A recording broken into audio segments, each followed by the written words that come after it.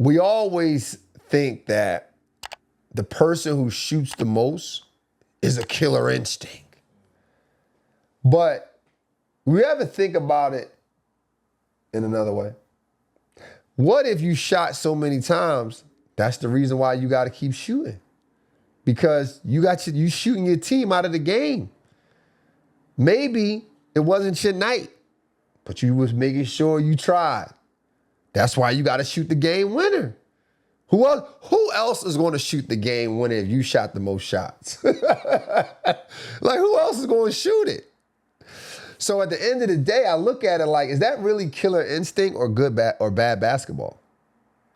Like, I mean, I didn't do the research of going to the games where players hit the buzzer beaters and all this type of, I didn't go to that yet. I didn't do it. You can do it. I'm going to do it after this, and I'm going to make a clip of it. But just think about that. Just think about that for a second. And that's another thing. I'm going to try to tie this into with life. In life, a lot of people don't succeed because they don't know how to be in situations where it's not their night. It's not their play. This is not the captain of this boat. And it happens a lot with athletes. I have a friend who, he's a good guy. He's a good guy. You know, after college, he was looking for a job or whatever the case may be. And I was trying to put him on with another friend. But my other friend, he already had the motion. He already had things moving. And he was like, nah, I can't. This is my friend who I was trying to put on. He said, nah, if I can't be the head guy in this, I don't really want to do it. Huh? He thought, so my friend, he thought that his high school days and college days of basketball translated over to the real world. He believed if he was a star player on the court, he had to be a star player in the office too, without the same work. So, you know, and you can be that person, but you got to put the same amount of work as you did with hooping. You worked out everything. You got to do the same thing. So when he did it, I was like, yo, this dude crazy, bro. He crazy. But we gotta make sure we define what's a killer instinct. Cause for me, now I ain't gonna make this a LeBron thing, but think about this. Some of LeBron's best series in the finals is when he's like 16 points in the fourth quarter, had the ball. That's a killer instinct to me. That's a killer instinct. Took the whole that's a killer instinct to me. Triple double, that's a killer instinct to me. You guys let me know what you guys think in the comments. Another thing that we talked about. I talked about this last night on live. I was on TikTok live. And they asked me a question. Who is a player that I feel would be great if they didn't get injured? And obviously the Brandon Roys, the Grant Hills, obviously those names come to mind. But one of the names that people don't say often because he did play, but he missed some time and some years for injury, is Baron Davis.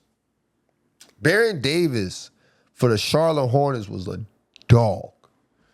Baron Davis with the white headband, dog. And I remember being in college arguing with one of my roommates about who better, Baron Davis or Tony Parker. Now, obviously, Tony Parker got to have the rings and he was more healthy. He was more serviceable over the years. But when you think, but this is what I'm saying, and I'm going to get into this in a second about winning being situational. When you think about the player, though, Baron Davis or Tony Parker. Yes, Tony Parker has an amazing IQ, but so does Baron Davis. But the thing about Baron Davis and Tony Parker when it comes to IQ that the average fan, a casual fan can't really grab onto right away is that Baron Davis was also a scorer. He was a high-level scorer. So you can't take away that ability for him to do the same things that Tony Parker did. Tony Parker became a scorer.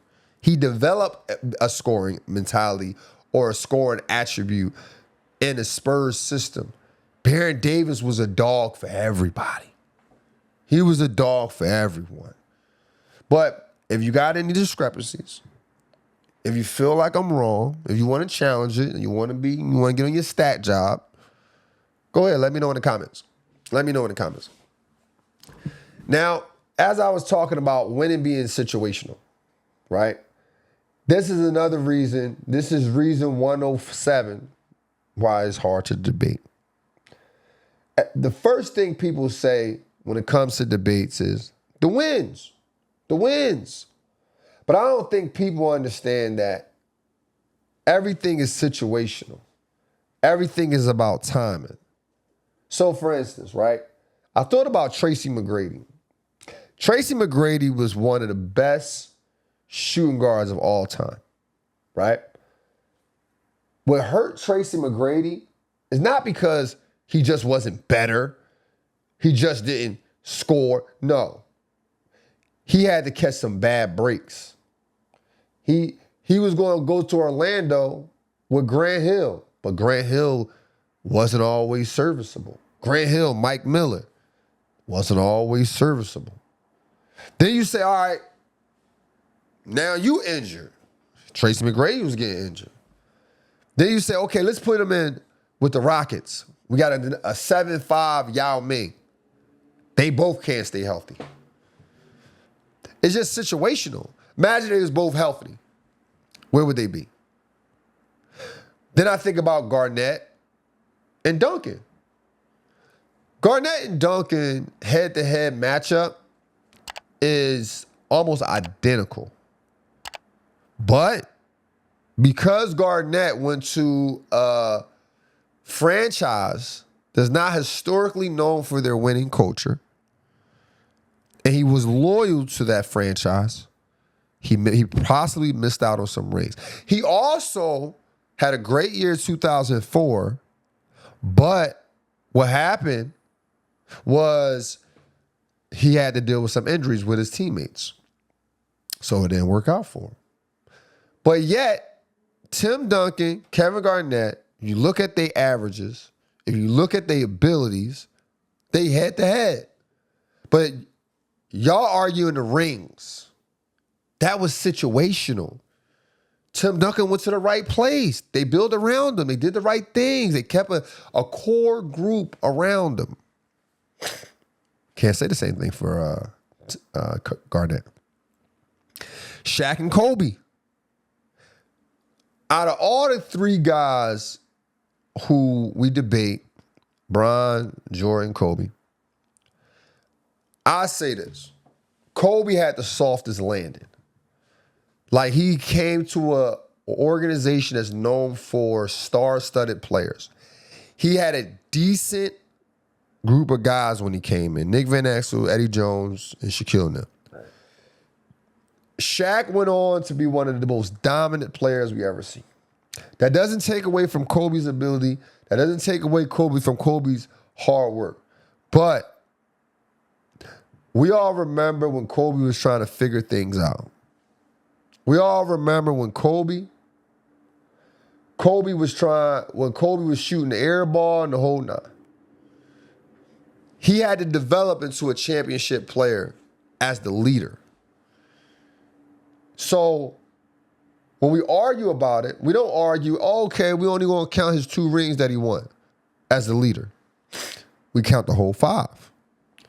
The reason why we count the whole 5, yes, he was a big contributor to the team's success. A big contributor, but there was someone on the team that won all the accolades. MVP, Finals MVP, All-Star MVP, leading the league in scoring, leading the league in rebounds. So out of all the players, out of all the 3, Kobe had the softest landing. Kobe had the best landing when it came to this. And of course, he was still a scorer. He was still a dog. But his situation got him the first 3 rings. and this is my last guy on this. I think D Wade was a good beneficiary of a great situation. He came in the league. Don't get me wrong, D Wade came in the league hot. I think his team won 57 games or something like that. He came in the league hot. Then they traded some guys, got rid of some of the younger guys, got some older guys in there like Gary Payton, Jason Williams, obviously Shaquille O'Neal, and boom, they won the championship. Largely because of D Wade. Don't get it twisted. But remember, the situation played out well. Because after that championship, there was injuries. There was time they didn't make the playoffs. A lot of first-round exits. And then, boom, Bron shows up. Bron now shows up. Of course, D Wade was there. Of course, that was Wade County. But, man, he had somebody else on the team that was a leading scorer, rebounder, and assist. So he get another 2 more rings. So now he 3 rings deep. So when we sit here, we talk about it. We talk about wins and rings and all that stuff. It's really situational. It really depends on the situation.